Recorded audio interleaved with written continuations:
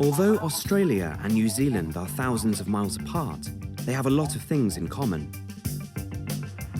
They are both modern countries in the Southern Hemisphere.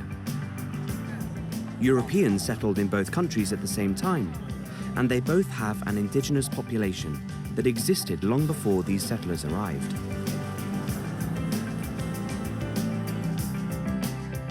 Australia was discovered in 1770, when Captain James Cook sailed along the east coast near modern-day Sydney.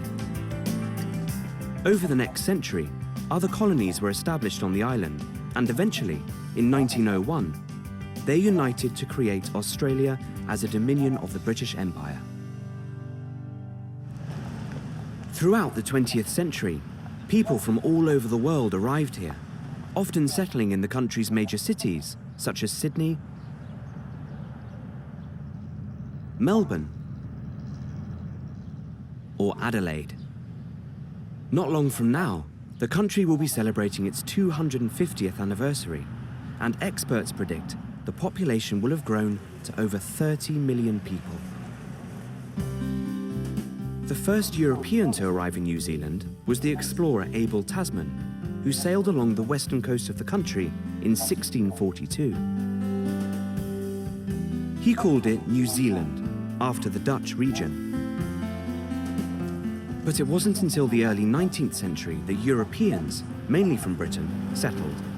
And in 1840, it became a British colony. Today, New Zealand and Australia are both modern, multicultural societies with strong economies. In fact, they both share one major industry: tourism. In 2015, over 7 million people travelled to Australia for a holiday in the sun. In the same year, New Zealand received over 3 million visitors. Not bad for a country with a population of just over 4.5 million. These visitors come for many reasons. Some come for a beach holiday, where they can pamper themselves in a luxury hotel and relax, enjoying the lovely views and trying the local dishes. Some want to go on an adventure holiday, where they can get off the beaten track, go backpacking, and stay in campsites or youth hostels. But some want to broaden their horizons and find out about the country's history. And a major part of this in both countries is the culture of the native people. The Aboriginal Australians have lived here for around 60,000 years. Their language and culture is like nowhere else on Earth. And remote regions of Australia, often called the Outback, are home to some of the oldest artworks in the world.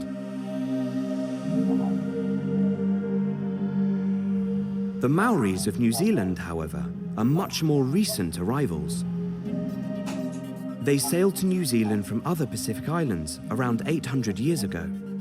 Over the centuries, a unique Maori culture developed, but it was still similar to the native culture of other Pacific islands, like Tonga, Fiji, and even Hawaii. Soon, Europeans will have been living in New Zealand and Australia for 300 years.